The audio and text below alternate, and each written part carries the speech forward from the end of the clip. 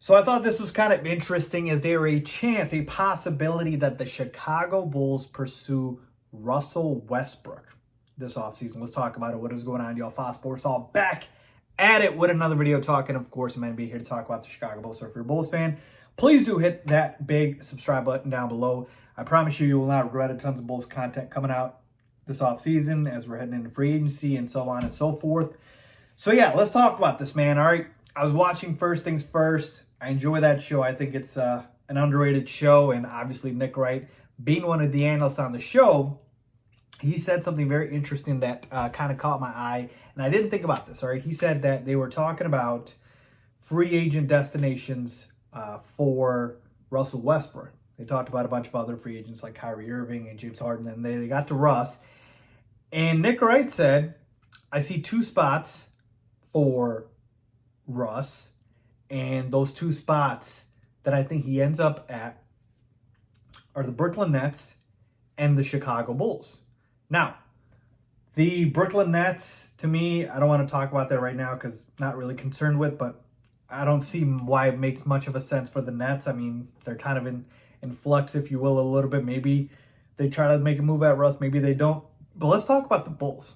All right, he mentioned possibly that the Bulls obviously have a hole at point guard, and they're in a win-now mode, so they could look to go ahead and go after Russell Westbrook. And I got to tell you, folks, it's interesting definitely to think about for sure, okay? We definitely have a need, right? The Bulls do. But could it actually happen? Well, why is it even being brought up? Because wouldn't the Clippers just re-sign Russ?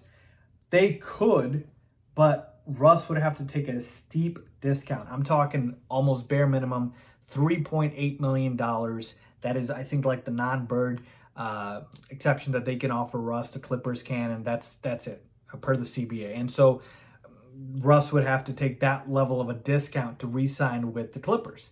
Versus the Bulls can offer him, they have the mid-level exception, they have the biannual exception, so they can offer him more money than the Clippers can. And so let's say, again, the Bulls can offer more money. Would this make sense? And I got to tell you, folks, I've never been a Russell Westbrook guy. Every situation Russell Westbrook is in, I feel like it's not worked out.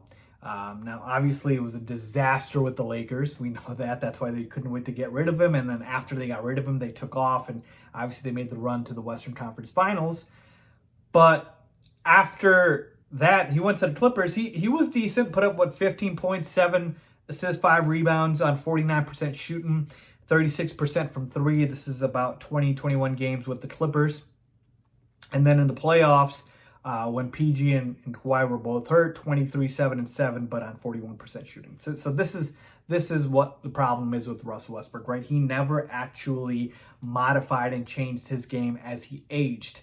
He's always been a high-volume shooter, poor IQ, poor decision maker, does not play much defense, and really just does not elevate the team and make players around him better.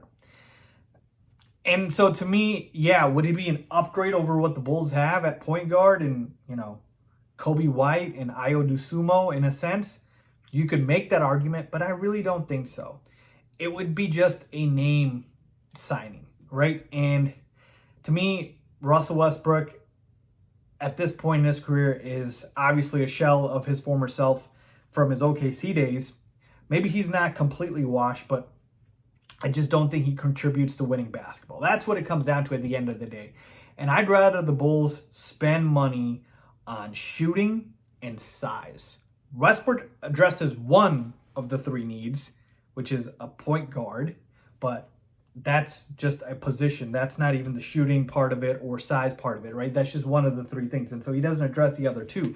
And so to me, yeah, it sounds great. It's the big name. This reminds me kind of that Rajon Rondo, Dwayne Wade signing when we had Jimmy Butler. It's like just a bunch of big names, right? You put Russ alongside DeMar and Zach, and you re-sign Vooch, and now you got this kind of on paper all-star roster. But I'm sorry, folks. I'm not buying it, man. I just don't think this is what this team needs. This team needs a guy with no ego at the point guard spot, willing to find all of these players, get everybody open, set them up, play good defense, be a three-point shooter, play the right way a la Lonzo Ball, which is what was so great about Lonzo. He did all of these things.